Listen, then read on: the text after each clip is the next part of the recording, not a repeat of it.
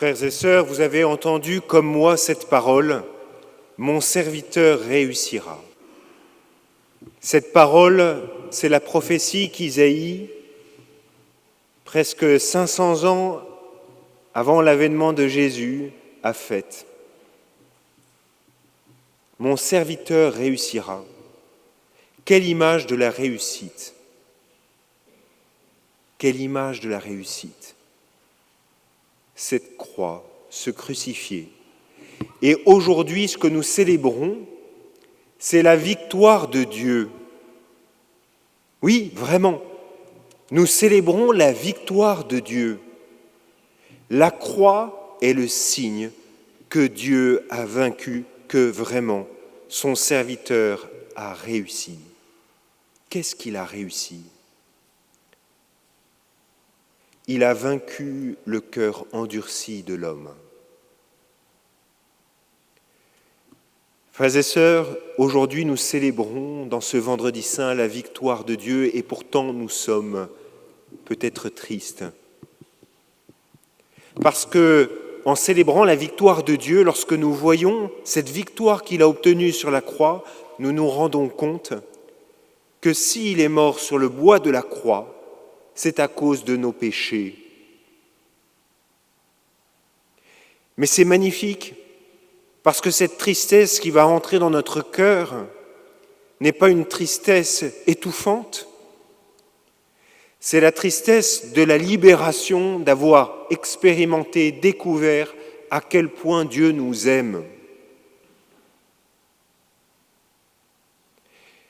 Quel nouveau visage de Dieu nous est donné à contempler, ce Dieu d'amour que nous laissons si souvent à distance. Vous verrez, lorsque j'irai chercher la croix, j'enlèverai mes sandales et je marcherai pieds nus pour aller chercher la croix. Pourquoi la liturgie me demande ça ? Parce que la croix que nous allons adorer est comme le nouveau buisson ardent. Ce buisson ardent devant lequel Moïse s'était retrouvé et il avait entendu la voix de Dieu dire « Enlève tes sandales, car tu es sur une terre sacrée. » Alors Moïse va demander son nom à la divinité et Dieu va lui révéler son nom. « Je suis celui qui est, je suis celui dont on ne prononce pas le nom. » Lorsque nous adorons la croix, nous adorons la révélation de cet amour tout-puissant. Et nous l'adorons parce que sur la croix, il nous montre, comme saint Paul le dit, « J'ai été aimé.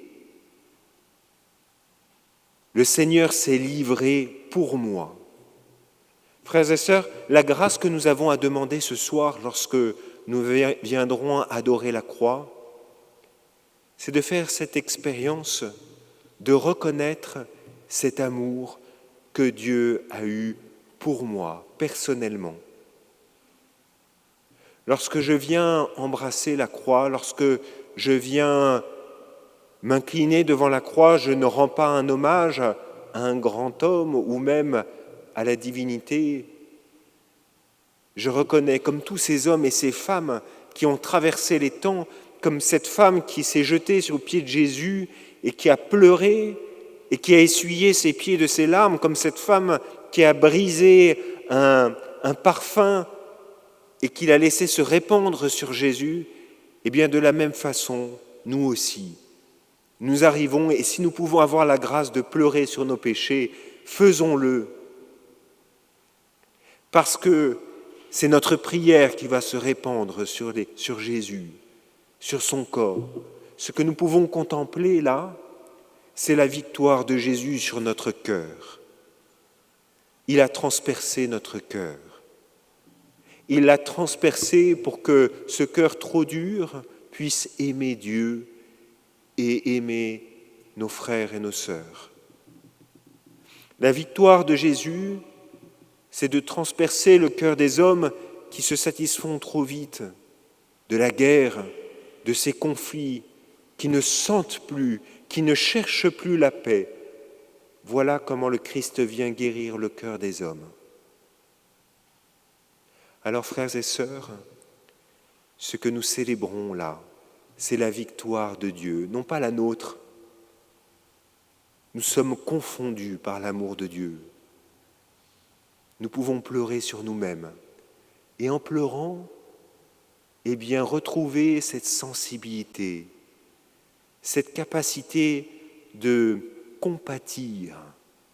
Non pas seulement compatir à la douleur de Jésus, parce que, comme dit Jésus aux femmes de Jérusalem, ne pleurez pas sur moi, pleurez sur vous-même, mais de compatir sur les souffrances de l'humanité, sur la souffrance de nos frères. Retrouver ce cœur de chair que le Christ vient nous rendre. Amen.